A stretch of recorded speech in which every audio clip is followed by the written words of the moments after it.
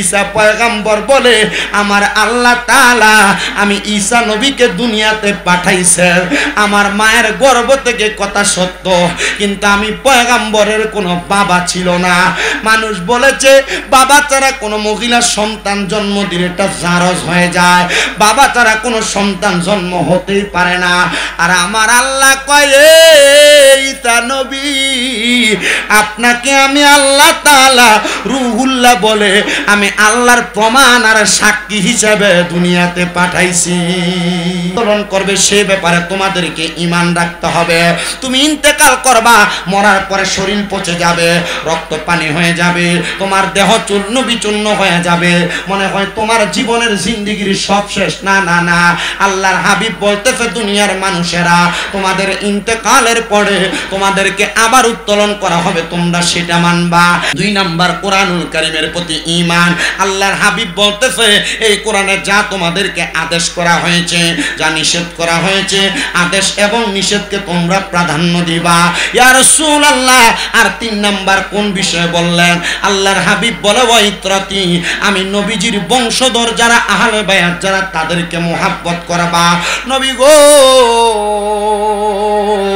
আপনার ইত্রাত কারা বংশধর কারা জানতে চায় আমার নবী বলেন আমার ইত্রাত হলো হযরতে খাতুনে জান্নাত ফাতেমাতুজ জাহরা আমার ইত্রাত হলো হযরতে আলী কাররামাল্লাহু ওয়াজহু আমার ইত্রাত হলো হযরত ইমাম হাসান ইবনে আলী রাদিয়াল্লাহু তাআলা আনহু আমার ইত্রাত হলো হযরত ইমাম হুসাইন ইবনে আলী রাদিয়াল্লাহু তাআলা আনহু আর আমি নবী এই 5 জন হলো আমি নবীর ইত্রাতের অন্তর্ভুক্ত ওগো নবী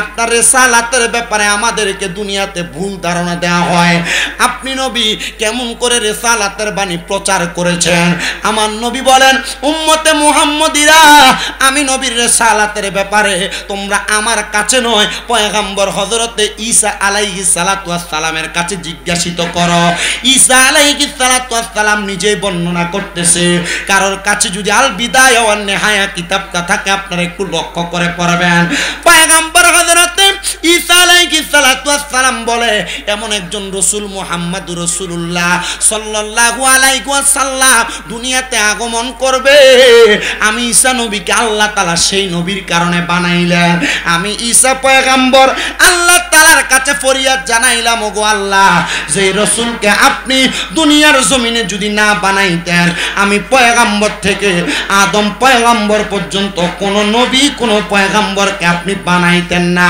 তো আমাকে কেন আপনি পয়গম্বর বানাইলেন আমি তো ওই পয়গম্বর যিনি মুহাম্মদুর রাসূলুল্লাহ সাল্লাল্লাহু আলাইহি ওয়াসাল্লাম মদিনার রাহমাতুল লিল আলামিন নবী ওই নবীর উম্মত হতে পারলে আমার কাছে বড় আনন্দ লাগতো আল্লাহ তাআলা বলেন ঈসা পয়গম্বর আপনি যদি ওই নবীজির উম্মত হইতে চান আমি আল্লাহ তাআলা আপনি পয়গম্বর ঈসা রূহুল্লাহকে আদেশ করলাম গো আপনি আমি আল্লাহ তাআলার কাছে 2 রাকাত নামাজ আদায় করেন পয়গম্বর ঈসা আলাইহিস সালাতু ওয়াস সালাম 2 রাকাত নামাজ আদায় করতে লাগলেন 2 রাকাত নামাজ আদায় করে আল্লাহ তাআলার দরবারে দোয়া করতে লাগলেন আল্লাহ তাআলা আদেশ করে পয়গম্বর আপনি এমন ভাবে নামাজ আদায় করবেন না বলে কিভাবে নামাজ আদায় করব বলে সিজদার মধ্যে গিয়ে আপনি ওই নবীর উম্মত হওয়ার জন্য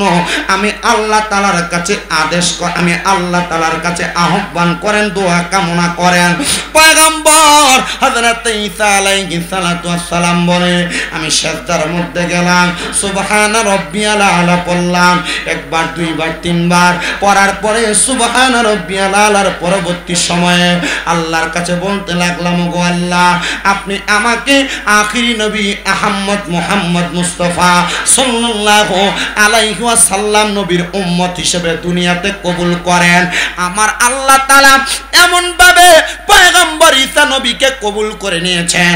আল্লাহ তাআলা ঘোষণা করেছেন পয়গম্বর ঈসা আলাইহিস সালাতু ওয়াস সালাম ধৈর্য ধারণ করেন গো, আমি আল্লাহ তাআলা আপনাকে আমার কাছে নিয়ে আসবো।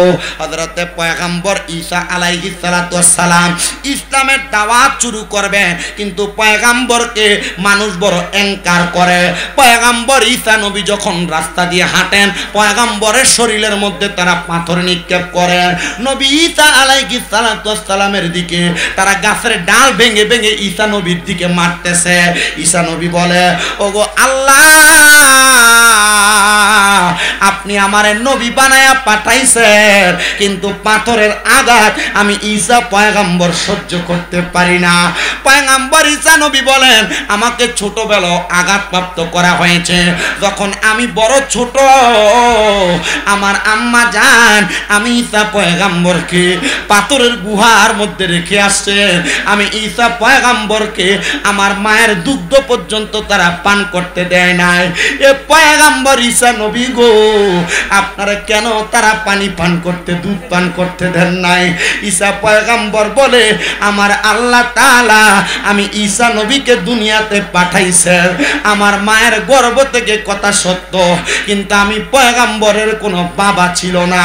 মানুষ বলেছে বাবা ছাড়া কোনো মহিলার সন্তান জন্ম দিলে এটা জারজ হয়ে যায়, বাবা ছাড়া কোনো সন্তান জন্ম হতেই পারে না। আর আমার আল্লাহ কয়, ঈসা নবী, আপনাকে আমি আল্লাহ তাআলা রুহুল্লাহ বলে আমি আল্লাহর প্রমাণ আর সাক্ষী হিসেবে দুনিয়াতে পাঠাইছি।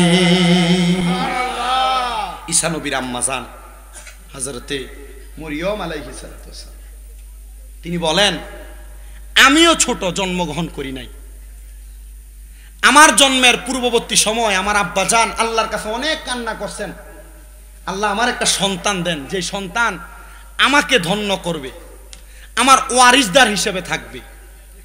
আপনারা যারা এখানে বসছেন, এখানে বসে আল্লাহ তাআলার কাছে যখন দোয়া করবেন, আপনারা বলেন তো এই জান্নাতের বাগান হওয়ার কারণে শুধু কি আপনারা খুশি না কবরবাসীও খুশি? আপনারা কি জানেন আপনাদের চাইতে কবরবাসীর কাছে আজকে ঈদের দিনের চাইতে খুশি? ঠিক। হযরত ঈসা আলাইহিস সালাতু ওয়াস সালামের নানি, যিনার নাম হযরতে হান্না, তিনি বলেন, আমি আল্লাহর কাছে দোয়া করতে লাগলাম, আল্লাহ একটা সন্তান দেন না যে আমাদের ইন্তেকালের পরে আমাদের জন্য দোয়া করবে। আল্লাহ তাআলা দোয়া কবুল করছেন। ঈসা নবীর নানা যান, উনি বলেন, আমি বাইতুল মুকাদ্দাসের ইমাম, নামাজ আদায় করার পর মুরাকাবা করতেছিলাম, এমন টাইমে আল্লাহ তাআলা গায়বী আওয়াজ প্রদান করলেন, হে আল্লাহর বন্ধু, আল্লাহ তাআলা আপনার কাছে খবর দিয়েছে আপনার একটা সন্তান আগমন করবে, যে দুনিয়ার জমিনে আগমন করার মাধ্যমে আল্লাহ তাআলা আপনাকে দুনিয়া থেকে বিদায় করাবেন। উনি বিদায় হয়ে গেছেন। হযরত ঈসা নবীর আম্মা হযরতে মরিয়ম আলাইহিস সালাতু ওয়াস সালাম দুনিয়াতে আগমন করলেন। আগমন করার পরে হযরত মরিয়মের চেহারা বড় সুন্দর। এই নুরানি সুন্দর চেহারা নিয়ে হযরত মরিয়ম যখন আগমন করে, হযরত মরিয়মের আগমনের পরে ওনার আম্মা জান বলতেছেন, আমি কেমনে আমার মরিয়মকে লালন পালন করব, আমার স্বামী তো দুনিয়াতে নাই। হযরতে মরিয়মের আম্মা হযরতে মরিয়মকে কুলের মধ্যে করে নিয়ে বাইতুল মুকাদ্দাস মসজিদের সামনে যা দাঁড়াইলেন, আর ডাক দিয়া বলে, ও বাইতুল মুকাদ্দাসের মসজিদের ইমামরা, আমার স্বামী তো এই বাইতুল মুকাদ্দাসের প্রধান ইমাম ছিলেন, মানে ঈসা নবীর নানা জান ছিলেন বাইতুল মুকাদ্দাসের প্রধান ইমাম। আপনারা কি পারবেন কেউ আমার কন্যা সন্তানের দায়িত্ব নেওয়ার জন্য? বাইতুল মুকাদ্দাসের তৎক্ষণিক সময় 4 জন ইমাম ছিলেন, 4 জন। ওই 4 জন ইমাম দৌড়াইসা বলেন, বাইতুল মুকাদ্দাসের বড় ইমামের কন্যা আর আমরা দায়িত্ব নিব না, এটা তো হতে পারে না। আমরা 4 জনই রাজি, আপনি আপনার যার কাছে পছন্দ আপনি তার কাছে আপনার কন্যাকে রাখতে পারেন তার লালন পালন করার জন্য, যেহেতু সে এতিম, তার বাবা নাই, আমি তার দায়িত্ব পালন করব। আমি আপনাদেরকে 3টা হাদিস শোনায় দেই। আল্লাহর নবী বলেন, দুনিয়াতে কোনো মানুষ যদি কোনো এতিমের মাথার মধ্যে হাত বুলিয়ে দেয়, ওই এতিমের মাথার মধ্যে যতগুলা চুল থাকবে আল্লাহ তাআলা ওই ব্যক্তির আমলনামায় ততগুলা নেক সওয়াব দান করবে। 2 নাম্বার, কোনো মানুষ যদি কোনো এতিমের খাবারের ব্যবস্থা করে দেয়, আল্লাহ তাআলা কোনোদিন ওই ব্যক্তিকে অভাব অনটন দিবেন না।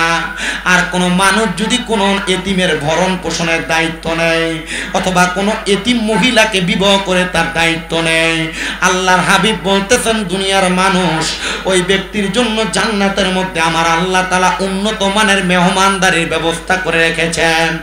ওই 4 জন ব্যক্তি মসজিদে বাইতুল মুকাদ্দাসের ইমাম ডাক দিয়ে বলে, এ মরিয়মের আম্মা জান, বাইতুল মুকাদ্দাসের বড় মসজিদের ইমাম সাহেবের বড় ইমামের স্ত্রী, আপনার কন্যাকে আপনি আমাদের কাছে দেন, আমরা তার লালন পালন করব, যেহেতু এতিমকে লালন পালন করলে অনেক সওয়াব আছে।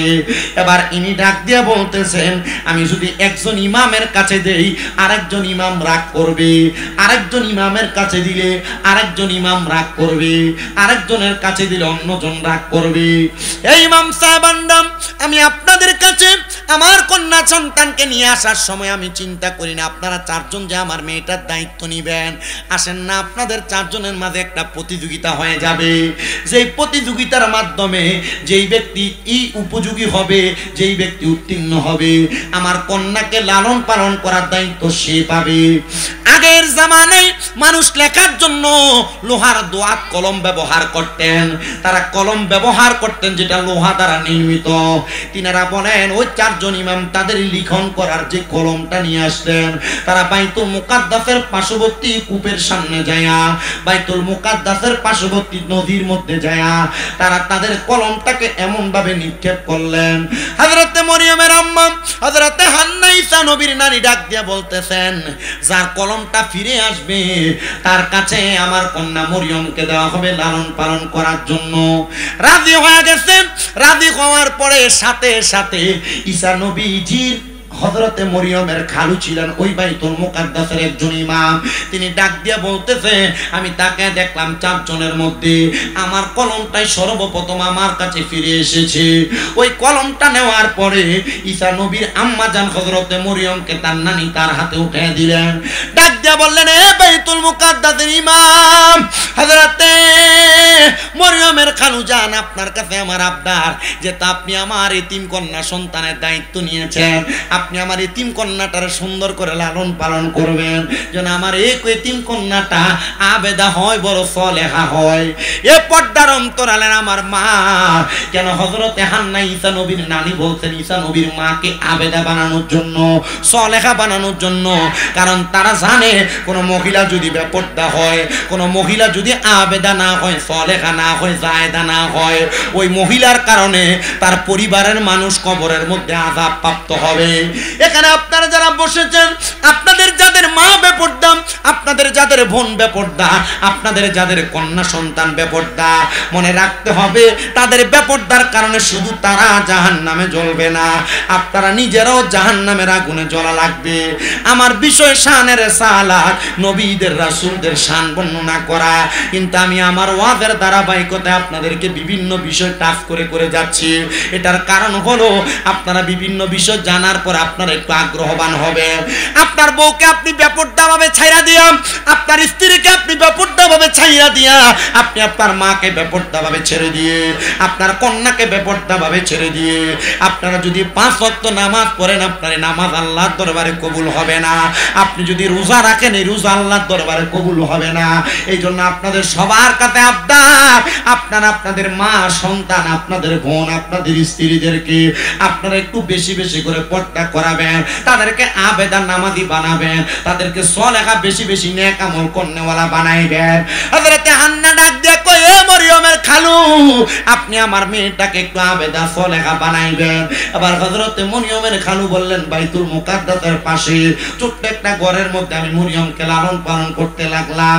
হযরত মরিয়ম সুন্দর করে খাবার খায়, সুন্দর চলাফেরা করে, কিন্তু আমার মরিয়ম যখন বড় হয়ে যায়, হযরতে মরিয়মের বড় হওয়ার পরে বাইতুল মুকাদ্দাস এলাকার ইহুদিরা হযরত মরিয়মকে বড় আঘাত করতে লাগলেন। মরিয়মের দিকে কোন নজরে তাকাই বানাইতে লাগলেন। যেহেতু নবীর মা চেহারা বড় সুন্দর, হযরত মরিয়ম যখন দুনিয়ার জমিনের মধ্যে চলাফেরা করে, ওই জায়গার মধ্যে একটা লোক ছিল যার নাম ছিল কুচ্ছা। সে বলে, ও দুনিয়ার মানুষ, দুনিয়ার মানুষরে তোমরা শুনে রাখো, আমি এই এলাকার বাইতুল মুকাদ্দাসের আশেপাশে যত সুন্দর নারী আছে, আমি এই নারীদের সঙ্গে অবৈধভাবে মেলামেশা করতাম। কুচ্চার কাজ হচ্ছে অবৈধ মেলামেশা করে নারীদের চরিত্র নষ্ট করত। ওই কুচ্চা ছিল বড় দুশ্চরিত্রবান মানুষ। উনি বলেন, আমি আবার নজর করলাম মরিয়মের দিকে, আমি মরিয়মের ঘরের দরজার সামনে দাঁড়াইলাম। হযরত মরিয়ম বলে, ও জগতের মানুষ, আমার ঘরের দরজার সামনে যখন কুচ্চা দাঁড়ায় গেছে, আমার কাছে একটু ভয় হইতে লাগলো।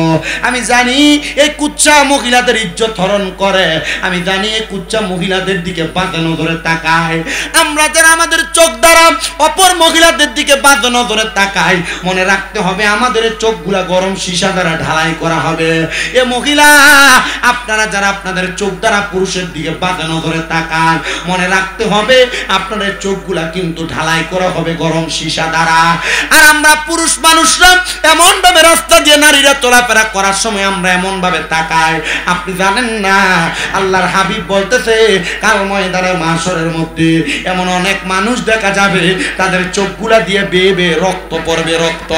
সাহাবায়ে কেরাম প্রশ্ন করি, ইয়া রাসূলুল্লাহ, ইয়া হাবিবাল্লাহ, নবী, আমরা কান্না করলে চোখ দিয়ে পানি পড়ে, তারা কারা যাদের চোখ দিয়ে রক্ত? আপনাদের কষ্ট হইতেছে না? আপনারা যদি বলেন যে আমি জিকির আজকার গজল শান গায়া সময় নষ্ট করতে, করে দিব, কিন্তু দুই একটা কথা বলি, কাজে লাগবে। আমি ঈসা নবীর আম্মা জানের ঘটনার মাধ্যমে আপনাদেরকে পর্দার ব্যাপারে টাচ দিচ্ছি, আপনাদেরকে নিজের চরিত্রের ব্যাপারে টাচ দিচ্ছি, ইমানের ব্যাপারে টাচ দিলাম। এগুলা কেন দিচ্ছি জানেন? আমার ওয়াজ একের ভিতরে সব কথা, কি বুঝতে পারতেছেন? একের ভিতর সব। মাহফিল কমিটির সাবজেক্টও থাকবে, বিভিন্ন কিছু বিষয় দিয়ে আপনাদেরকে শিখে যাব। ওয়াজ মাহফিল যে পরিমাণ হয় হবিগঞ্জে, আমার মনে হয় এই ওয়াজ মাহফিলের দ্বারা যদি মানুষ হেদায়াত যদি পরিপূর্ণ পাইতো, তাহলে হবিগঞ্জে এক একজন আল্লাহর ওলি হয়ে যেত। কথা কয় না কেন? না, আপনারা এক একজন ওলির নামে বলি হয়ে বসেন, মাহফিলের সভাপতি সেক্রেটারি, মসজিদের সভাপতি সেক্রেটারি বানায় বইয়ে তাই সুদখোর আর ঘুষখোর। কথা কয় না কেন? হেদায়েতের অভাব আছে কি বল? নাই বলে হেদায়েতের অভাব। মসজিদ কমিটির সভাপতি সুদখোর, মসজিদের সেক্রেটারি ঘুষখোর, এলাকার সর্দার মাথাব্বরী দায়িত্ব পালন করে যে সুদখোর আর ঘুষখোর। কথা কয় না কেন? এলাকার ভিতরে চা দোকানে বসে দেখবেন লম্বা লম্বা কথা বলে সুদখোরেরা। হ্যাঁ, এখন ঠিক না, কারণ চিন্তা করে হুজুর এখন যদি আমি ঠিক কই, কালকে যদি আমি আমার টাহার লেগে হাওলাতে লেগে দেয়, আমার দিত না।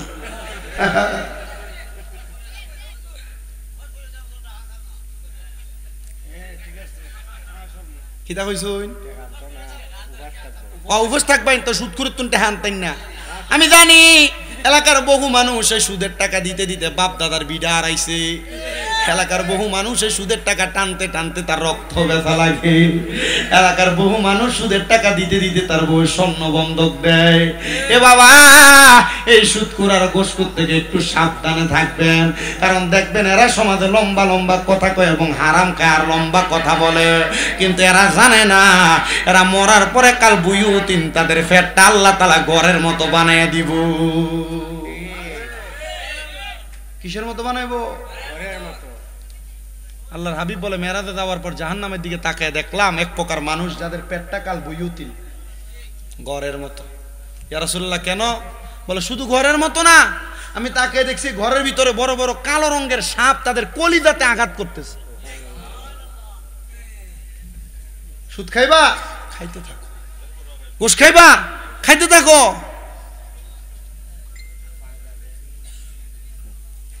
যদি মরার পরে যদি কবরে বাটাম বেশি করে লইতে আরো বেশি করে খাও। সুদখোর নাই গোরামিতে।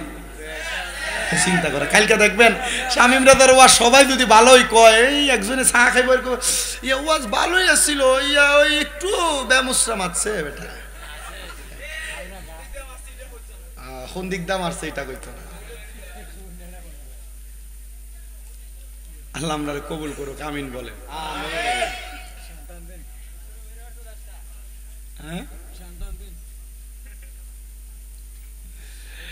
এ আমার মুসলমান ইমানদারেরা, শেষ করার সময় একবারে শান গায়া একবারে জামুগা বাড়ি, কি কই না আপনারা? আমার মুসলমান ভাইরা, আপনারা যারা আপনাদের চোখ দিয়া রাস্তা দিয়ে হাঁটার সময় যুবতী যুবতী মাইয়াদের দিকে তাকায় থাকেন, আপনাদের ব্যাপারে ওয়াজ চলতেছে, কষ্ট হবে। যে মহিলারা আসেনি বিট্টি, যে মহিলারা আপনার স্বামী করে থাকার পরেও আপনাদের দেবর এবং পরপুরুষের দিকে আপনি নজর দিয়ে তাকান, আপনাদের ব্যাপারে বলছি। আল্লাহর হাবিব বলতেছে কাল ময়দানে মাশরে এমন কিছু মানুষ থাকবে যাদের চোখ দিয়ে বেয়ে বেয়ে রক্ত পড়বে। ইয়া রাসূলুল্লাহ, ইয়া হাবিবাল্লাহ, নবী আপনার কাছে জানতে চাই কাদের চোখ বেয়ে বেয়ে রক্ত পড়বে? বলে অমন ব্যক্তি যাদের চোখ দিয়ে মানুষের সাথে ফেনা ব্যভিচার করেছে। আপনি মনে করতেছেন একজন পুরুষ আর একজন নারী একজনের সাথে আর একজন মেলামেশা করলে মনে হয় ফেনা হয়, ব্যভিচার হয়। না রে না, একজন পুরুষ নারী শুধু মেলামেশা করলে জেনা হয় না। কোন পুরুষ যদি কোন পরনারীর দিকে তার চোখ দিয়া তাকায় তার চোখের জেনা হয়। কোন পুরুষ যদি কোন নারীর সঙ্গে মেলামেশা করার জন্য হেঁটে হেঁটে যায় তার পায়ের জেনা হয়। কোন পুরুষ যদি তার কান দিয়া কোন নারী মানুষের পরনারীর কানের কথার আওয়াজ শুনে তার কানের জেনা হয়।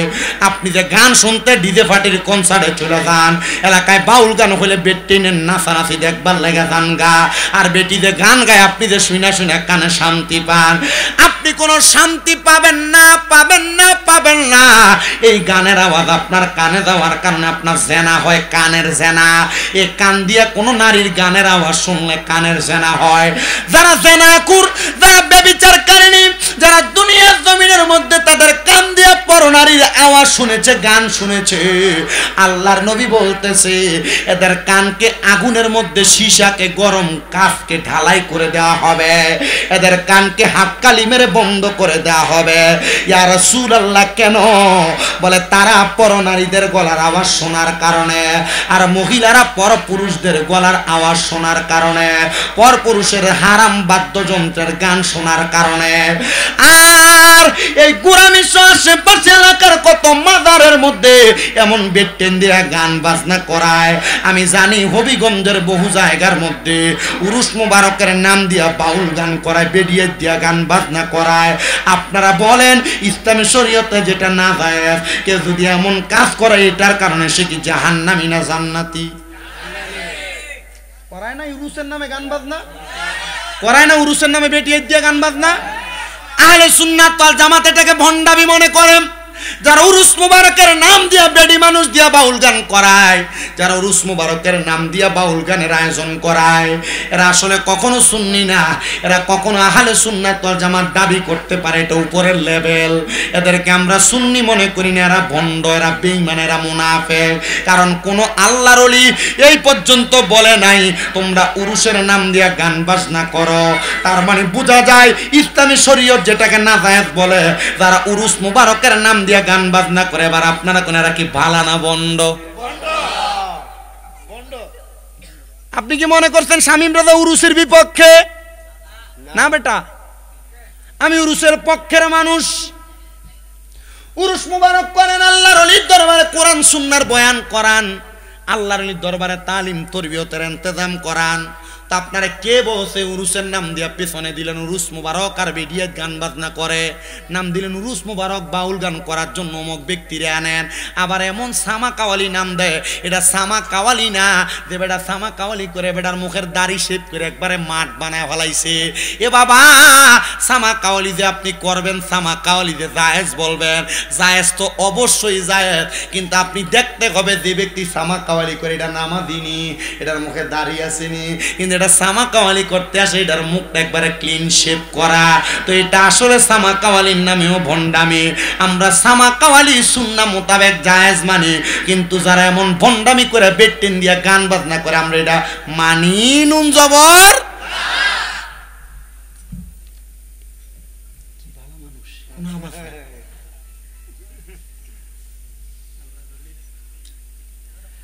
আমি যেই কথাই ছিলাম আপনাদেরকে বলছি, এক কান দিয়ে কোন পরনারীর আওয়াজ কথা কেনা। আর তুমি তোমার ভাবির লগে কি সুন্দর ভাবি বুঝছেন নি, ইয়া লুঙ্গিয়াল কি দিয়ে বয় লগে দিয়া মাতে না।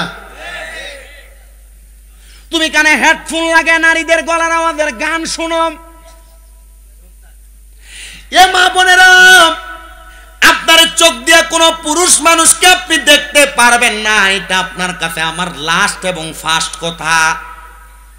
আপনি আপনার কান দিয়ে কোনো পুরুষ মানুষের গানের আওয়াজ শুনতে পারবেন, এটা আপনার কাছে আমার লাস্ট এবং ফার্স্ট শেষ ফয়সালার কথা। আমি আমার একটা চাক্ষুষ প্রমাণের কথা বলি। আপনাদের দোয়া আপনারা হয়তো অনেকেই জানেন, কুমিল্লাতে আমার অনেকগুলো মাদ্রাসা চলতেছে। আপনাদের হবিগঞ্জের ব্রাহ্মণবাড়িয়ার অনেক পোলাপান আমার মাদ্রাসায় পড়ে হেফজখানায়। মাঝে মাঝে মাদ্রাসার ছাত্রদের মারা কল দিল, ছাত্রদের অভিভাবকরা কল দিও বলি বেশি কথা না, শর্টকাট শেষ করেন। আবার ওয়াজ শোনার পরে বহু মহিলারা বিভিন্ন জায়গা থেকে কল দিল, একটু মাথার রক্ত মেজাজ গরম থাকে। হুজুর একটু কথা মারতাম আপনার লগে, আমি কই কিতা মারতাম এটি বাতিলাও। এরা আমার কয় হুজুর আপনার ওয়াজ শুনতে আমরার কাছে বড় বালা লাগে। আমি কইলাম বালা লাগে তো ওন কল দিছো খেললে গা, হুজুর একটু মারতা। আমি কই কিতা মারতা, আর মাতে না ফোন কাটিলাই। আমার কথা বুঝেননি আপনারা? মোটামুটি সিলেটি মাতর লেখা নয় না নি বেটা, একটু নিলাও বাবা। আমি তারা কই বেটি একটা পর পুরুষের লগে তুমি মারতা, বলে আমি পর পুরুষ কিতা মনে করতাম আপনারে, আপনি আমার ফুতের লাখান। হুজুর আপনার তো ছোট আমার ফোয়া আছে। আমি বললাম বেটি ওটা চিন্তা করো না, যদি তোমারও ফোয়ার লাখান হয় তাহলে আমি তোমার ফোয়া নাই, আমার লগে খিলা মারতা যাইতো না। হারাম হারাম হারাম। ওয়াজ যদি ভালো লাগে গুনিয়া গুনিয়া তুমি আমার ওয়াজের উপর আমল করো, তাইলে তুমি নাজাত পাইবা। কিন্তু বুঝতে চাই না রে মুসলমান মা, আমি চাই না আমার হবিগঞ্জের কোন মা জাহান্নামে যাক। আমি চাই না হবিগঞ্জের উত্তর গোরামির কোন যুবক কোন মুরব্বী আমার বাবারা জাহান্নামের আগুনে জ্বলুক। আমি চাই না রে কোন পরনারীর গলার আওয়াজ শুই না তুমি জাহান্নামে যাও। আব্বারে পরনারীর সঙ্গে যে কথা বলতেছ, মা বোনরা যে তোমার স্বামী বিদেশ রাইকা তুমি পরপুরুষের সঙ্গে কথা বলতেছ, আল্লাহর দোহাই লাগে মা,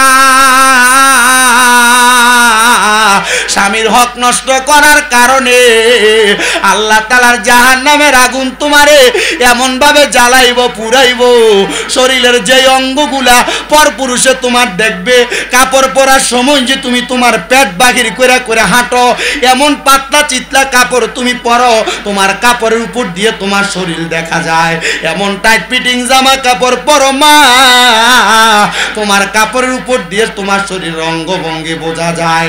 মা গো মা, তোমার যে অঙ্গগুলা পর পুরুষ দেখবে প্রত্যেক অঙ্গে অঙ্গে শিক লাগায় লাগায় চামড়াগুলা টেনে টেনে চিরে ফেলা হবে।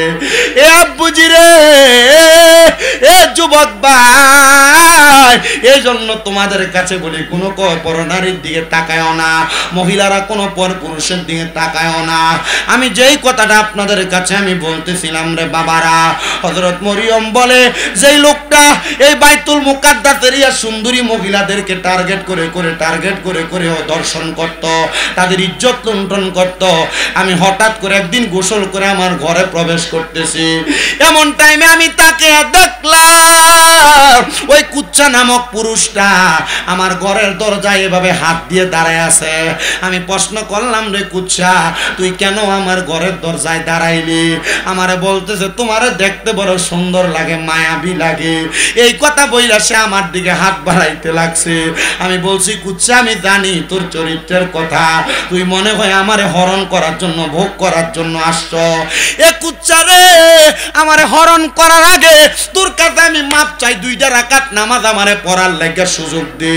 মহিলা ডাক দিয়া কয় আমি জানি কোন মহিলা মানুষ যদি পরকীয়াতে লিপ্ত হইয়া যায়, পরপুরুষের সঙ্গে লিপ্ত হইয়া যায়, জেনা ব্যভিচারে লিপ্ত হইয়া যায় রে বাবা, জেনা ব্যভিচার যখন কোন মানুষ করে তখন তার ঈমান থাকে না, ঈমান থাকে না, ঈমান থাকে না।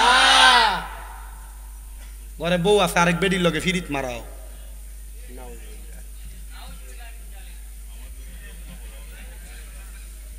কষ্ট হইতেছে আপনারা? আমার কয় হুজুর 10:30টার তুনে 12:30। আমি কইছি ইটা ওয়াজ আমার না, আমার ওয়াজ কম, যতক্ষণ করব ততক্ষণ শুইনা যাবেন, এটাতে হেদায়েত হবে। আপনার কাছে মনে হয় না যে এতক্ষণ পর্যন্ত যতগুলা কথা বলছে আপনার জন্য লাভ হবে? তাহলে একটা হাদিস শরীফ শুনেন, আল্লাহর হাবিব বলেন 3 সময় 3 প্রকার ব্যক্তির ঈমান থাকে না। আপনার কষ্ট হইতেছে? কয় সময়? 3 সময় 3 প্রকার ব্যক্তির ঈমান থাকে না। এক নাম্বার, কোন পুরুষ অথবা কোন নারী যখন জেনা করে, জেনা করার সময় তার ঈমান থাকে না। যতক্ষণ না পর্যন্ত সে কালেমা না পড়ে ততক্ষণ তার ঈমান ফিরে আসে না। ঠিক। 2 নাম্বার, কোন পুরুষ অথবা কোন নারী যখন চুরি করে, কি করে?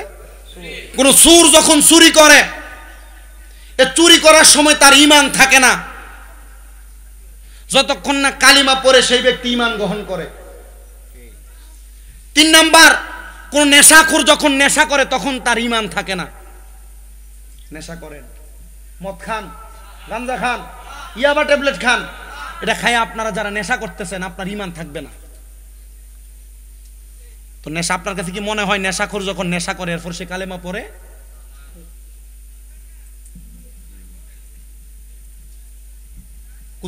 কুচ্ছাকে ডাক দিয়ে বলছে, হযরত মরিয়ম 2 রাকাত নামাজের সুযোগ দাও। সে 2 রাকাত নামাজ পড়ছে, এত লম্বা সেজদা, এত লম্বা রুকু, নামাজ পড়ে আল্লাহর কাছে কান্দে, আল্লাহ আমারে তুমি দুনিয়াতে পাঠাইলা, জন্মগ্রহণের আগে বাবাকে নিয়ে গেলা, আল্লাহ আমার ইজ্জত যদি এই কুচ্ছা লুণ্ঠন করে, তোমার কাছে আমি আমার এই সুন্দর দেহটাকে আর সুন্দরভাবে হাজির করতে পারবো না। আল্লাহ তুমি আমারে ইজ্জতটা একটু রক্ষা করো। হযরত মরিয়ম বলে, জগৎবাসী এই দোয়াটা করার সাথে সাথে আল্লাহ বলে, রে যদি ওই মরিয়মের গায়ে যদি কলঙ্কের দাগ লাগাইয়া দেয়, আমি আল্লাহ তাআলার কলঙ্ক হয়ে যাবি। জিবরাইল আলাইহিস সালাতু ওয়াস সালাম হযরত মরিয়মের ঘরের সামনে দাঁড়ায়া এমন ভাবে একটা বাতাস তৈরি করে দিছে, ওই বাতাসের ধাক্কাটা হযরত মরিয়মের দুয়ার হাত থেকে যখন মুখে আর চোখে লাগায়, ওই দোয়া যায়া কুচ্ছার বুকের মধ্যে এমন ভাবে ধাক্কা দিছে, কুচ্ছা যায়া দেয়ালের সাথে বাইতুল মুকাদ্দাস মসজিদের দেয়ালের সাথে বাড়ি খায়া মাথা ফাইটা রক্ত বের হয়ে গেছে। মরিয়ম আল্লাহর কাছে 2 রাকাত নামাজ আদায় করে ডাক দিয়ে কয়, আল্লাহ ওগো আল্লাহ তুমি ইজ্জতের মালিক, আমি মরিয়মের ইজ্জত রক্ষা করেছ। এ মা বোনেরা, তুমি যদি তোমার ইজ্জতকে রক্ষা করে চলতে পারো, পৃথিবীর কোন পুরুষ তোমার গায়ে হাত দিতে পারবে না, কোন পুরুষ তোমার দিকে বাজে নজরে তাকাইতে পারবে না।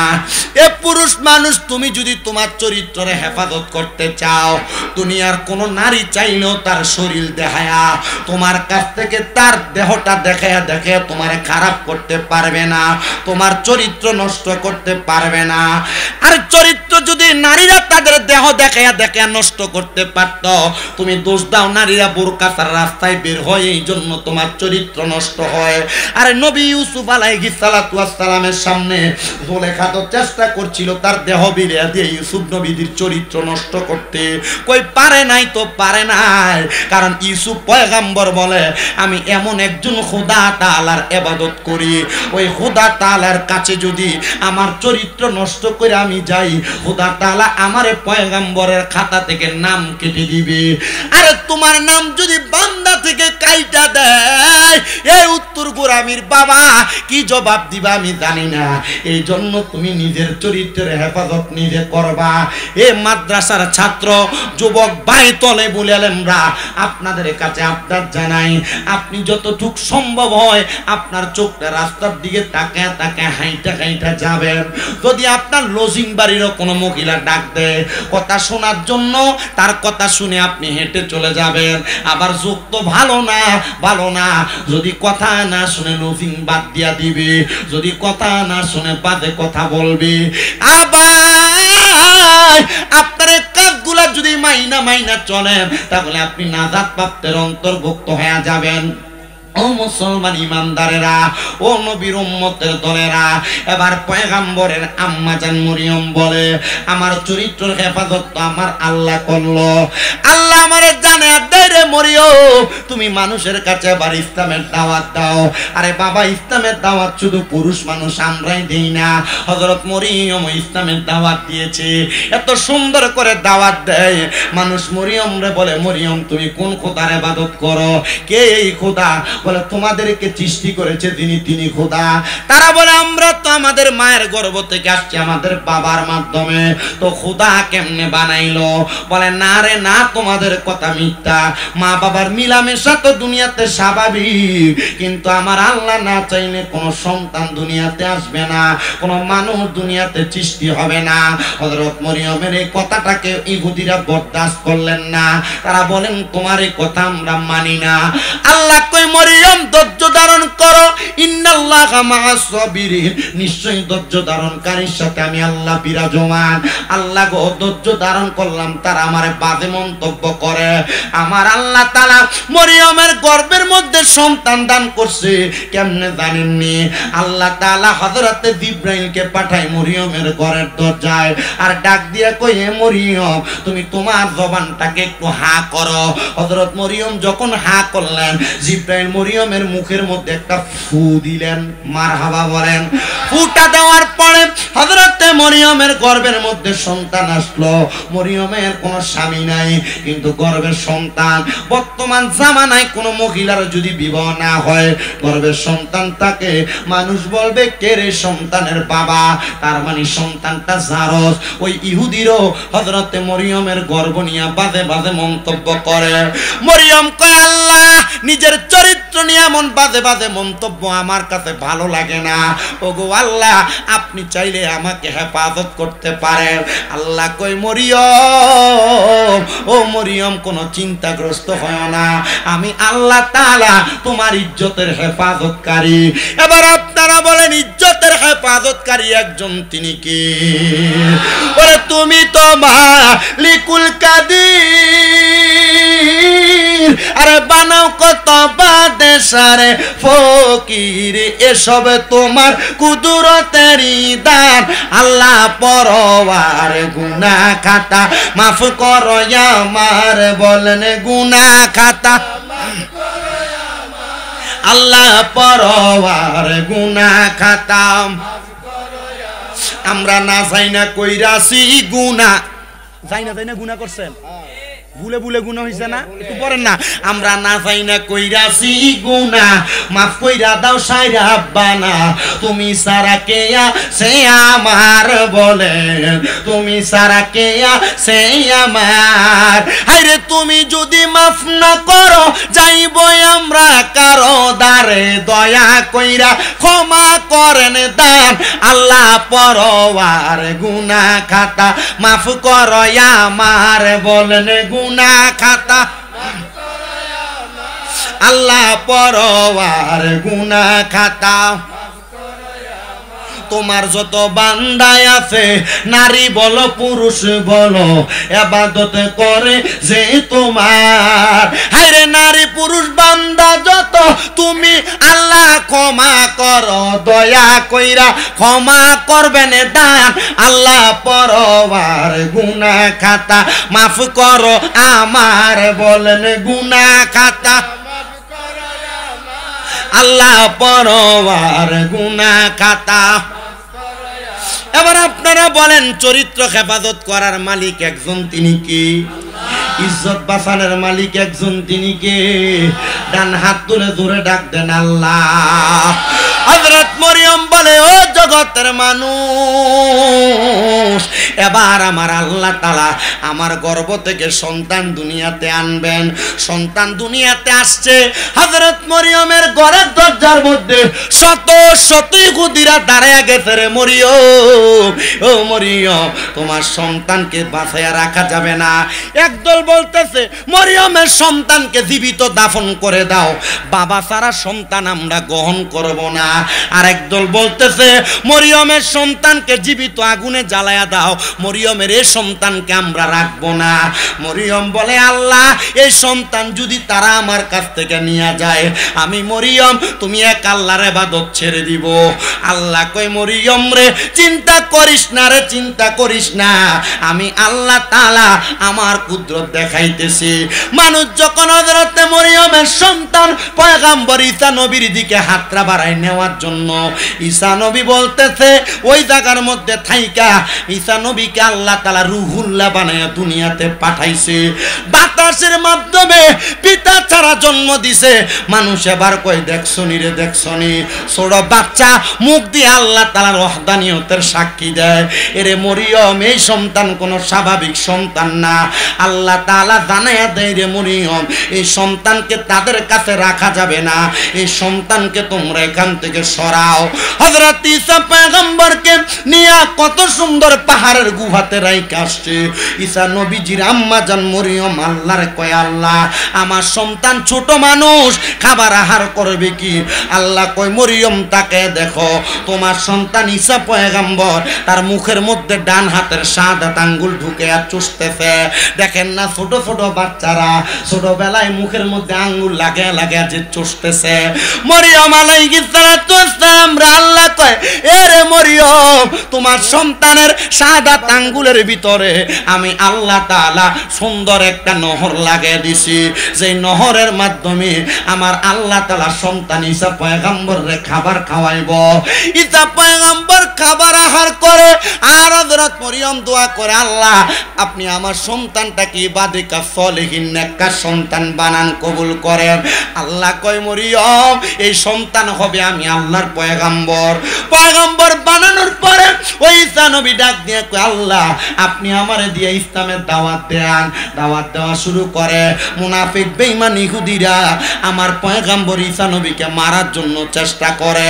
পয়গম্বর ঈসা নবী উনার কুরেঘর পাহাড়ের গুহার মধ্যে যাইয়া আল্লাহ তাআলার ইবাদতে মশগুল রয়ে গেলেন। আর চারদিক থেকে 10 জন ব্যক্তি ওই ঘরের মধ্যে প্রবেশ করবে।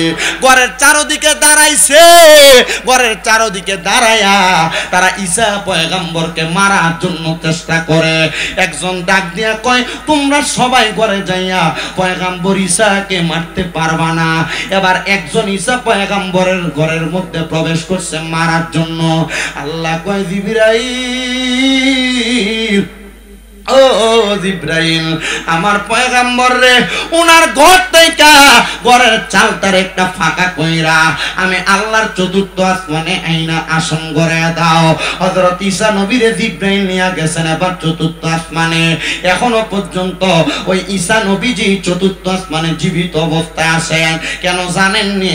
কারণ ঈসা নবী দোয়া করছে, আল্লাহ আমারে আখিরি নবী মুহাম্মদ মুস্তাফা সাল্লাল্লাহু আলাইহি ওয়াসাল্লামের উম্মত বানায়। আর আল্লাহ তাআলা কিয়ামতের আগে ঈসা নবীরে আমাদের নবীর উম্মত বানিয়ে দুনিয়াতে পাঠাবে, এজন্য এখনো পর্যন্ত জীবিত অবস্থায় রাখছে। হযরত পয়গম্বর ঈসা আলাইহিস সালাতু ওয়াস সালাম উনি যখন চতুর্থ আসমানে, আর আমার আল্লাহ কই, দেখ না রে আমার আমি আল্লাহর কুদরতি খেলা। ঈসা নবীর ঘরে ঈসা নবীকে মারার জন্য যে ব্যক্তি প্রবেশ করেছে আমার আল্লাহ তাআলা কুদরতি ভাবে ওই লোকটার চেহারা সুরতটা ঈসা নবীর মতো বানায় দিছে। এবার যখন ঘর থেকে বের হয় বাকি 9 জন কয়, দেখলে ঈসা নবী আমাদের লোককে ঘরে আটকে চলে যায়। তারা সবাই দইরা ওই লোকটার চেহারার দিকে তাকায়া তারা ঘরের মধ্য থেকে বের হওয়ার সাথে সাথে কতল করে দিছে। এবার তারা তাকায়া দেখতেছে তাদের লোককে তারা নিজেরা মেরে ফেলছে। কারণটা কি রে? কারণটা কি? বলে এটা আল্লাহ তাআলার কুদরতের খেলা। আল্লাহ তাআলার কুদরত কেউ বোঝে না। আর পয়গম্বর ঈসা নবী আমার আল্লাহর কাছে জানায়াতে, গো আল্লাহ আপনি যেহেতু সন্তান ছাড়া আমার তো বাবা ছাড়া দুনিয়ার আলো দেখাইছেন, আল্লাহ তাআলা আপনার এই কুদরতের খেলা আমাদের কাছে বড় আনন্দদায়ক লাগে। এবার আপনারা বলেন, আপনারা সবাই আল্লাহর কুদরত এবং আল্লাহর সব কুদরতের উপর খুশি না বেজার? তো খুশি হইয়া থাকলে বৃষ্টি আইছে যায় কি লেগে? বেটা সামনের দিকে আসে, সবাই একটু মোহাব্বতে আসেন আর বলেন, মাওলা তুই রে তুই আওয়ালে আখেরে, মাওলা তুই রে তুই, মাওলা তুই রে আওয়ালে আখেরে, মাওলা তুই রে তুই। দিনের বেলা সূর্য দিয়া প্যান্ডেল সাজাইলা, মাওলা প্যান্ডেল সাজাইলা। ঝড় তুফানের বৃষ্টি দিয়া, ঝড় তুফানের বৃষ্টি দিয়া টেনশনে পালাইলি, মাওলা তুই রে তুই, মাওলা তুই রে। ওই আওয়াল আখেরে মাওলা তুই রে, তুই মাওলা তুই রে। ভিতরের দিকে চলে আসেন। কেরে মাওলা তুই রে তুই, হাই রে বোয়াল মাছ গিলে খাইলো ইউনুস নবী রে, মাওলা ইউনুস নবী রে।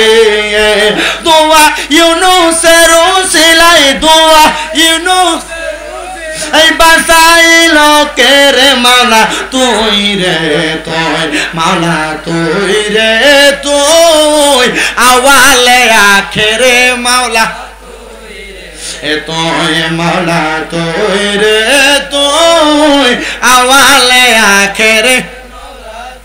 আরে নমরুদেরা গুনে দিলা ইব্রাহিম নবীরে, মাওলা ইব্রাহিম নবীরে। আগুনে করলা ফুল বাগিচা, আগুনে হইল, আগুনে হইল ফুল করলো সেটা কেরে মাওলা তুই রে তুই, মাওলা তুই রে তুই, আওয়ালো আখেরে তুই রে তুই, মাওলা তুই রে, আওয়ালে আখেরে মাওলা। পয়গম্বর ঈসা নবী কই আল্লাহ আমার যেহেতু আপনি বাবা ছাড়া দুনিয়াতে পাঠাইলেন, আমাকে যেহেতু আপনি বাবার মুখ দেখান নাই, মার মুখ দেখায় আদর থেকে বঞ্চিত করছেন, আল্লাহ এটার বদৌলতে আমি পয়গম্বর ঈসা নবীরে আখিরি নবীর উম্মত বানান। আমি জানি রে ওই পয়গম্বর ঈসা নবীর মতো অনেক সন্তান আপনারা বসে গেছেন যাদের দুনিয়াতে আব্বা নাই, অনেক সন্তান বসে গেছেন যাদের মা নাই। যে পয়গম্বর ঈসা নবী মায়ের আদর পায় নাই, পাহাড়ের গুহার মধ্যে বসবাস করেছে। অনেক সন্তান আজকে জান্নাতের বাগানে বসছেন, কিন্তু আপনারা আপনাদের মা বাবার মনে কষ্ট দিছেন। যদি নবী হইয়া পয়গম্বর হইয়া মা এবং বাবার কষ্ট বুঝতে পারে, আমরা তো ওই পয়গম্বরদের গোলামের গোলামের গোলাম, আমরা কেন মা বাবার কষ্ট বুঝবো না? আমার কাছে বড় কষ্ট লাগে সন্তানেরা তাদের বাবা মায়ের কষ্ট বুঝতে চায় না, তারা তাদের মা বাবার কলিজাতে আঘাত দেয়, তারা তাদের মা বাপরে খানা দিতে চায় না, মা বাপরে বাদ দিতে চায় না। অনেক সন্তান আছে যারা এলাকার মধ্যে লম্বা কথা বলে, কিন্তু তারা তাদের মা বাপরে জুদা করে দিছে। এলাকাতে মা বাপরে খাওয়ার দেওয়া নিয়ে এলাকাতে বিচার হয়, দরবার হয়, মেল বৈঠক হয়। এর সন্তান কেউ যদি এমন থাকো মা বাপরে বাদ দেও না, স্বামী তার মা ফিরে আসছ, যা যা যা চইলা যা, তোর মতো শ্রোতার আমার দরকার নাই। কারণ মা বাবার মনে কষ্ট দিয়া কোন খোদারে খুশি করার জন্য ওয়াদে আনছ, ওই খোদা তো তোমার প্রতি খুশি হবে না। আরে অনেক সন্তানেরা জান্নাতের বাগান মাহফিলে বসছে, যাদের বাবা কবরে, তারা তাদের বাবার আদর পায় না। ওই আব্বাদান বড় কষ্ট করে সন্তানটারে মানুষের মতো মানুষ বানাইছে। ওই আব্বা রোদের মধ্যে পুইরা মেঘের মধ্যে ভিজা উঠোয়া উঠোয়া খেতে খামারে কাজ কইরা রক্তরে পানি বানাইয়া তুমি সন্তানরে মানুষ করছি। আজকে বাবা কবরের বাসিন্দা, এ সন্তান ওই বাবা যে কবরে শুয়া রইছে, ওই বাবার কবরের অবস্থা তুমি জানো না। আব্বা সিরা লুঙ্গিরা পড়তো, তুমি সন্তানরে নতুন জামা কাপড় কিনা দিত। এখন আব্বা কবরে কেমন আছে জানো না। ঈদের দিন চলে যায়, বাবার একটা 500 টাকা দিয়ে কিনা লুঙ্গি পরাইতে পারো না বাবা কবরে। ভালোবাসি তোমায় বাবা, বুকটা যে যাইছি রে, তোমার কথা হৃদয় মাঝে পড়ছে বারে বারে। বাবা তুমি কেমন আছো ছোট মাটির ঘরে, তোমার কথা হৃদয় মাঝে পড়ছে বারে বারে। বাবা গো হো বাবা, বাবা গো হো বাবা, বাবা গো হো বাবা, বাবা গো হো বাবা।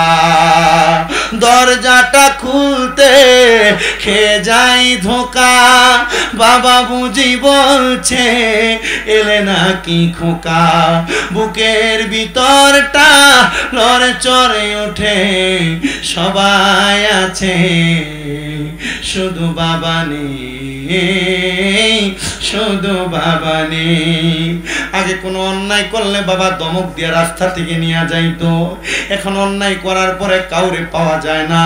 কেউ যদি 10 জন জোড়া রাস্তাতে মারামারি করে কেউ ডাক দেয় না, আগে ধমক দিয়া বাবা বাড়িতে নিয়ে যাইতো, এখন বাবা কবরে।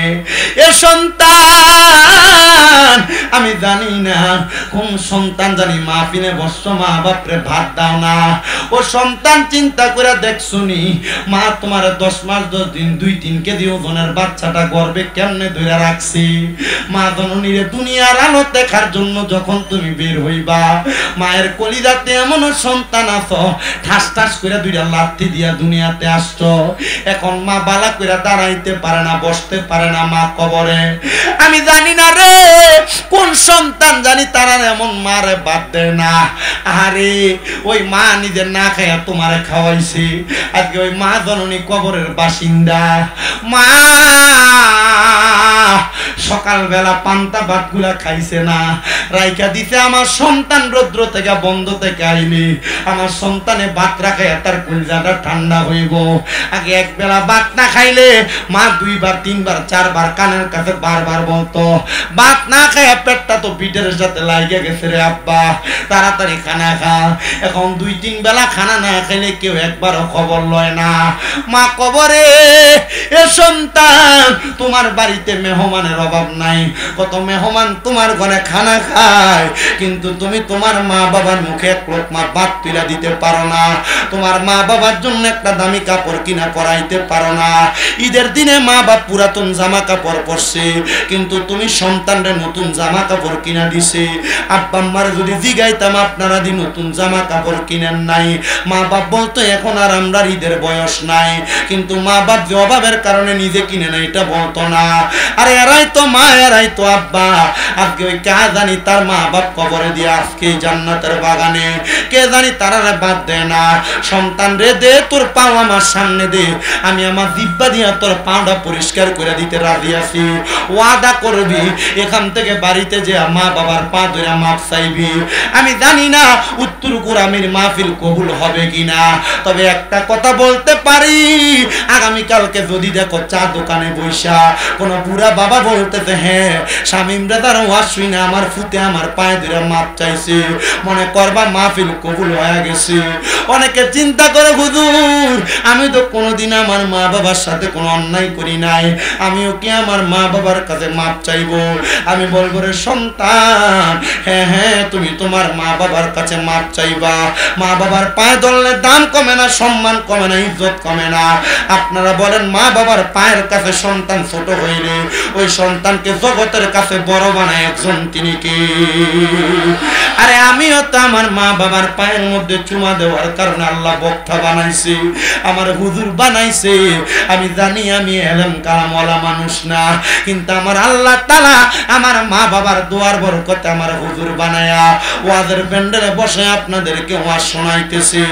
আইরে সন্তান তোমরা তোমাদের মা বাবার পায়ে ধরে মাপ চাইবা কিনা জানি না, কিন্তু যারা আব্বা নাই তারার দিকে একটু তাকায় দেখো। ওই সন্তান চিন্তা করো হুজুর যারার বাড়িতে বাবা আছে তারা বাড়িতে যায় বাবার পায়ে ধরে ধরে মাপ চাইবো, আমার তো আব্বা নাই, আমি কার পায়ে ধরে মাপ চাইবো? যারার মা নাই তারা চিন্তা করে হুজুর যারার বাড়িতে মা আছে তারা বাড়িতে যায় মার পায়ে ধরে মাপ চাইবো, আমার তো মা নাই, আমি কার পায়ে ধরে মাপ চাইবো? এ সন্তান বাড়িতে যে সবার মুখ দেখবা, কিন্তু জনম দুঃখী মা বাবার মুখটা তোমরা দেখতা না। সন্তান রে, মা বাপ যে কবরে চলে গেছে, মা বাপরে একটু দামি খাবার দামি ফল খাওয়াইতে পারো না। চিন্তা করে দেখো, মা বাপ বাইসা থাকলে যদি মা বাপরে তুমি প্রতি মাসে 1000 টাকার ফল কিনা খাওয়াইতা, 12 মাসে 12,000 টাকা লাগতো। মা বাপরে যদি ভাত খাওয়াইতা, 12 মাসে যদি প্রতি মাসে 2000 করে খরচ করতা, মা বাবার পেছনে তোমার প্রতি বছরে 12-24,000 টাকা লাগতো। মা বাপ তোমার লাখ লাখ টাকার জায়গা জমি সম্পদ দিয়া গেছে, কিন্তু মা বাপ তোমার কাছ থেকে এগুলা নিয়ে যায় নাই, মা বাপ দিয়া গেছে। সন্তান যদি মানুষের বাড়িতে ভাড়া থাকতা, মাসে যদি 5,000 টাকা ভাড়া দিতা, তুমি তো 12 মাসে 60,000 টাকা কমসে কম ভাড়া দেওয়া লাগতো। এই জান্নাতের বাগান দ্বিতীয়তম বাৎসরিক সুন্নি সম্মেলন করে নূরে মদিনা সামাজিক যুব সংগঠনের উদ্যোগে মিলাদুন নবীর মাহফিল। আজকের জান্নাতের বাগান থেকে তোমার মা তোমার বাবার জন্য দোয়া করা হবে। আমি 5টা ছেলে চাই যারা যাদের মা বাবার দেওয়া সম্পত্তিতে বাস করে। একটা সন্তান শুধু বলবে, হুজুর মা বাপ সম্পদ দিয়া না গেলে আমি সম্পদ পাইতাম না। ওই মা বাপরে মোহাব্বত কইরা আমি 10টা 1000 টাকা আল্লাহর ওয়াস্তে এই জান্নাতের বাগান মাহফিলের নগদ না পারলে আগামী বছর দান চলবে। নবীর শান চলবে। মোহাব্বতে কোনা কইলি জাগানো মদিনা রাখিয়াই তো সাগার, কইলি জাগানো আরে হইতে ন পারে তারাও যারা আসিলি মদিনায়, হইতে ন পারে তারাও যারা আসিলি মদিনায়। মদিনা সায়াইলো নাকি সায়াইলো জান্নাত, মদিনা সায়াইলো নাকি সায়াইলো জান্নাত। খোদার দুনিয়া তার সাইবার কিছু নাই, খোদার দুনিয়া তার সাইবার কিছু নাই, হইলি জাগানো মদিনাত রাখি। আরেকটা কলিগামু লাস্ট। আগে একজন কোন বলে, হুজুর আমি 3,000 টাকা দিব আমার নবীর মোহাব্বতে এ জান্নাতের।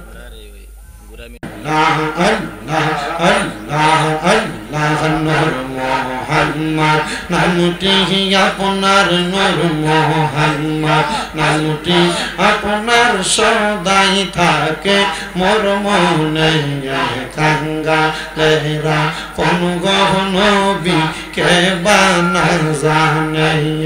মারহাবা আল্লাহ নূর মোহাম্মদ নামটি আপনার নূর মোহাম্মদ নামটি আপনার সদাই থাকে মোর মনে কাঙ্গা লেহরা কোন গহনবী কে বানা জানে।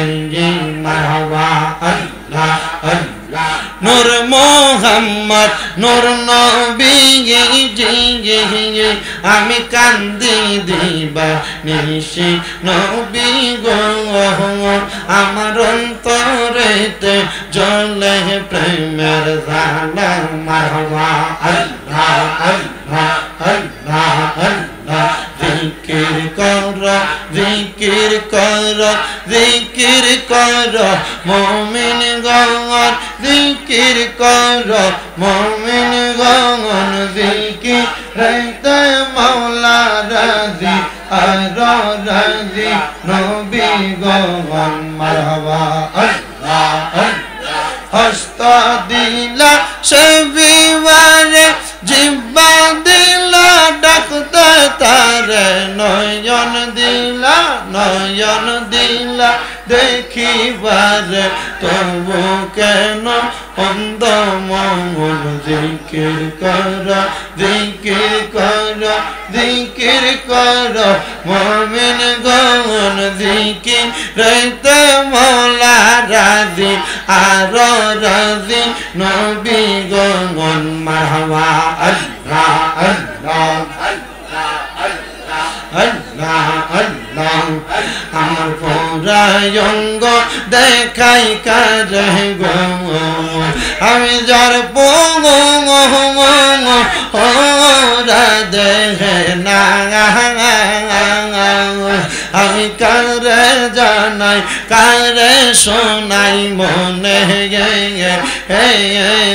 যন্ত্রণা।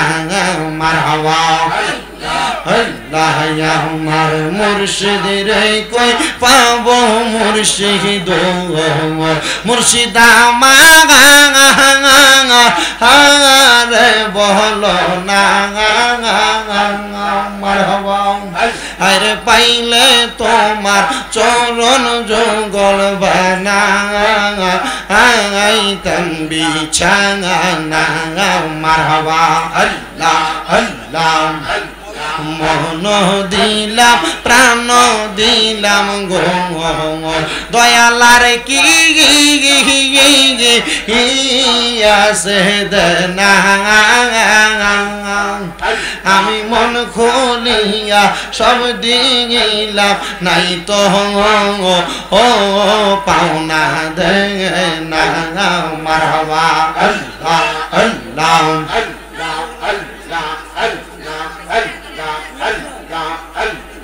আমার অন্তর কাফে ডরে গো আমার অন্তর কাফে ডরে গো আমি মইরা গেলে মাটি দিও আমার মুর্শিদের দরবারে মারহাবা আমার অন্তর কাফে ডরে গো আমার অন্তর কাফে ডরে গো আমি মইরা গেলে মাটি দিও আমার মুর্শিদের দরবারে মারহাবা আল্লাহ আল্লাহ আল্লাহ আল্লাহ আল্লাহ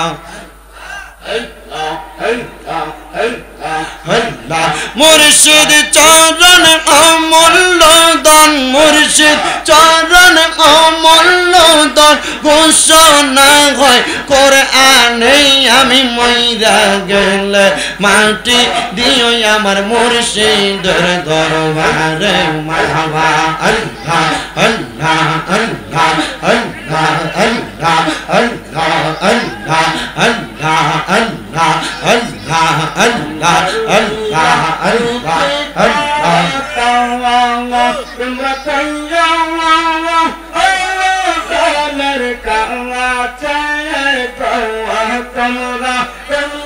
মুর্শিদ কান্না চায় গৌয়া তোমরা পাইলে কইয়া গৌয়া তোমরা পাইলে কইয়া গৌয়া বাকির মুর্শিদ রে পাইলে কইয়া মশলা আল্লাহ আল্লাহ তোমরা পাইলে কইয়া গো তোমরা পাইলে কইয়া গো ও বাগির মুর্শিদ রে পাইলে মনের কথা কইলা কইয়া রে মারহাবা আল্লাহ আল্লাহ আল্লাহ আল্লাহ পুরা জঙ্গ দেখাই কারে গো আমি যার পঙ্গ ওরা দেখে না আমি কারে জানাই কারে বোঝাই মনে যন্ত্রণা মারহাবা আল্লাহ প্রেমের বিষয় দর্শে গোজারে কি করিবে ও যাই তার বিষয় পরাণ জাগায় মুর্শিদ প্রেমে পরাণ জাগায় গো মারহাবা আল্লাহ আল্লাহ আল্লাহ আল্লাহ মুর্শিদ নাম যার হৃদয়ে গো লেখা তার হৃদয় কি জাগা আবে মারা গো বিষয় পানহারায় মুর্শিদ প্রেমে পরাণ জাগা হাই গো গো মারহাবা আল্লাহ আল্লাহ লা ইলাহা ইল্লাল্লাহ মুহাম্মাদুর রাসূলুল্লাহ সাল্লাল্লাহু আলাইহি ওয়াসাল্লাম আল্লাহুম্মা আমিন আল্লাহুম্মা আমিন আলহামদুলিল্লাহি রাব্বিল আলামিন আসসালাতু ওয়াসসালামু আলা রাসূলিহিল কারীম রব্বানা যালামনা আনফুসানা ওয়া ইন লাম তাগফির লানা ওয়া তারহামনা লানাকুনান্না মিনাল খাসিরিন মাবুদু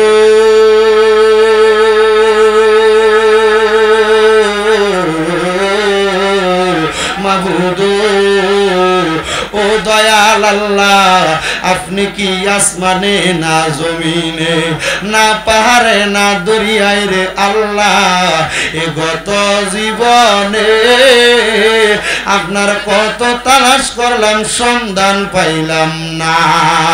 আল্লাহ বহু সন্ধানের পরে এই হবিগঞ্জ জেলার অন্তর্গত উত্তর গোরামি সৈয়দ নাসিরউদ্দিন সিফাত আলা রহমতুল্লাহ আলাইহি জামে মসজিদ মাঠ প্রাঙ্গণে পবিত্র ঈদে মিলাদুন নবী উপলক্ষে নূরে মদিনা সামাজিক যুব সংগঠনের উদ্যোগে দ্বিতীয় বাৎসরিক সুন্নি মহাসম্মেলন সাজাইয়া আমার সঙ্গে এলাকার ওলামায়ে কেরাম, দাড়ি পাকা মুরব্বী বাবারা, যুবক নওজোয়ান ভাইয়েরা, ছোট ছোট মাসুম বাচ্চারা, পর্দার অন্তরালের আমার কত মা বোনেরা হাত বাড়াইছে। আল্লাহ, যার হাত তোমার দরবারে মায়া লাগে, পছন্দ হয়, ওই হাতের উসিলায় আমরা প্রত্যেকের জীবনের গুনাহ মাফ কইরা আমরার বেগুনাহ মাসুম বান্দা বানায়া দাও।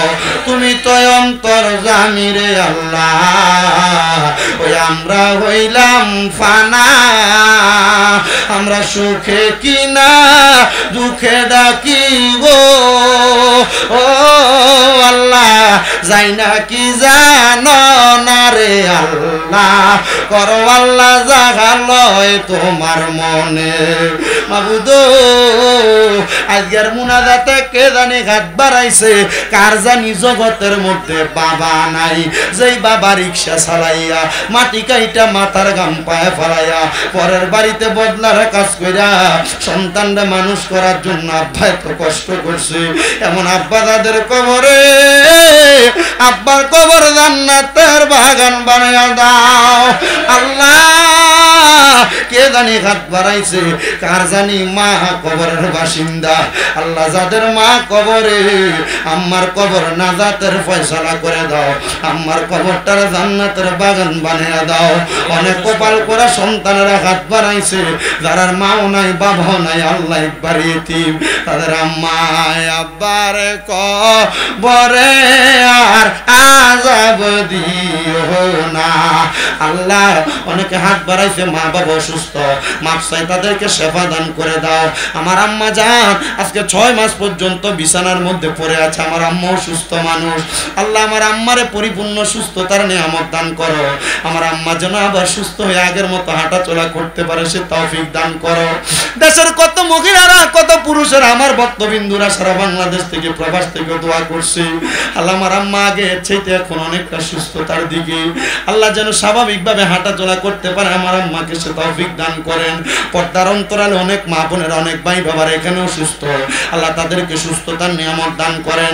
আজকের মাহফিলে যারা টাকা দিয়া, পয়সা দিয়া, শ্রম দিয়া, বুদ্ধি দিয়া, পরামর্শ দিয়া, মাইক দিয়া, লাইট দিয়া, প্যান্ডেল দিয়া, মিডিয়ার বাইরে সম্মানিত শ্রোতা মণ্ডলীরা, আল্লাহ বিশেষ করে তাবারুকের জন্য যারা সহযোগিতা করেছে, আগামী বছর যারা করবে নিয়ত করেছে, প্রত্যেকের দানগুলা কবুলা মঞ্জুর করে নাও।